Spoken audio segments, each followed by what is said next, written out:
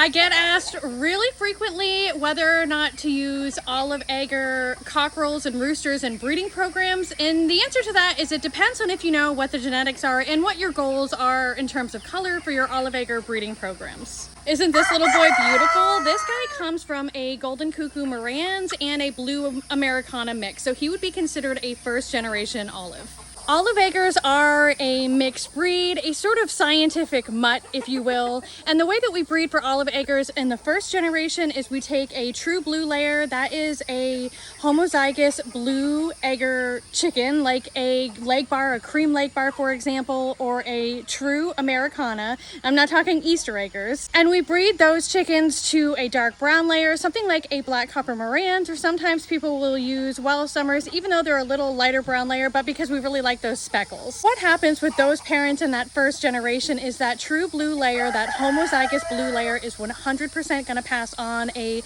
blue egg genetic, and that black copper Marans, even though they're homozygous white, they're going to pass on a white egg gene, but also they're going to pass down all the genetic matter that goes into determining that like brown coating on top of the egg. And when you mix those genetics together, you 100% of the time are going to get green eggs. Now the depth of those greens has to do with the depth of the colors, the genetics, and the parent stock that you start with. So roosters that come from darker brown eggs in the Marans, coupled with like more vibrant blues, are going to give you more vibrant green in that first generation offspring. So when you see olives referred to as F1, we're talking really chickens in general. When you see F1 in the genetics, we're talking about first generation. That first generation of olive is the only generation that is 100% guaranteed to give you green eggs. From that point on, we have a plethora of colors that are possibilities. Now there is some science to it and some prediction as to what colors we're going to get, and if you are a member of my Facebook page or my Patreon,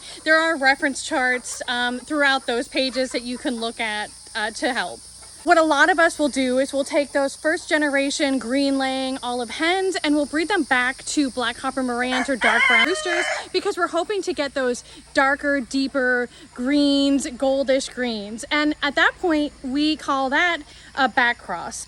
Those backcross are typically referenced as BC1. So when you see BC1 around olive eggers, we're talking about our first generation hens crossed back to a dark brown laying rooster. Roosters don't lay eggs. To a dark brown rooster like a black copper Marans. Now in these back crosses, you have to imagine that mama hen, that green laying hen, is heterozygous for blue. So she's carrying one blue egg gene, one white egg gene. The dad is going to be carrying two white egg genes. So we've got to imagine that there is only a 50-50 chance that mama hen is going to pass off that blue egg gene, and therefore any female offspring will lay green.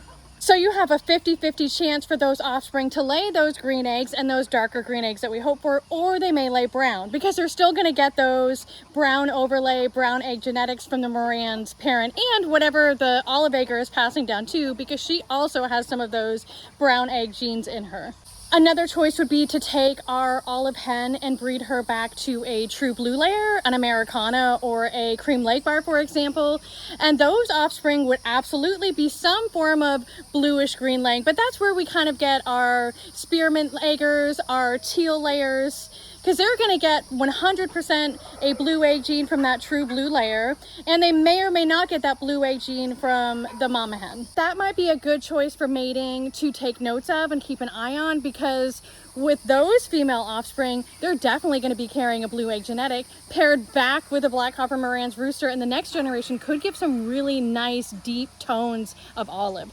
Those are some projects that I'm actually working on this season. Those breedings would also be considered backcross, but you backcrossed to a true blue layer as opposed to a dark brown layer. When you take two olive eggers, two first generation olive eggers, and you breed them back to each other, then you get your F2 crossings. That's your second generation olive egger. Now in those pairings, you have two parents who carry heterozygous blue genes, so they each carry one copy of the blue egg gene, which would mean that there's a good chance that those offspring are going to end up with at least one copy of it, right? Because keep in mind, I haven't said this already, but each parent is passing down one genetic that has to do with egg color to their offspring. So the offspring is going to receive one gene from each parent having to do with egg color. So olive egger to olive egger pairings are exciting and can produce offspring that lay really beautiful colors, so long as you know that each parent is at least heterozygous for blue egg genes. Once you get to those later generations of olive roosters, those later generations of backcrosses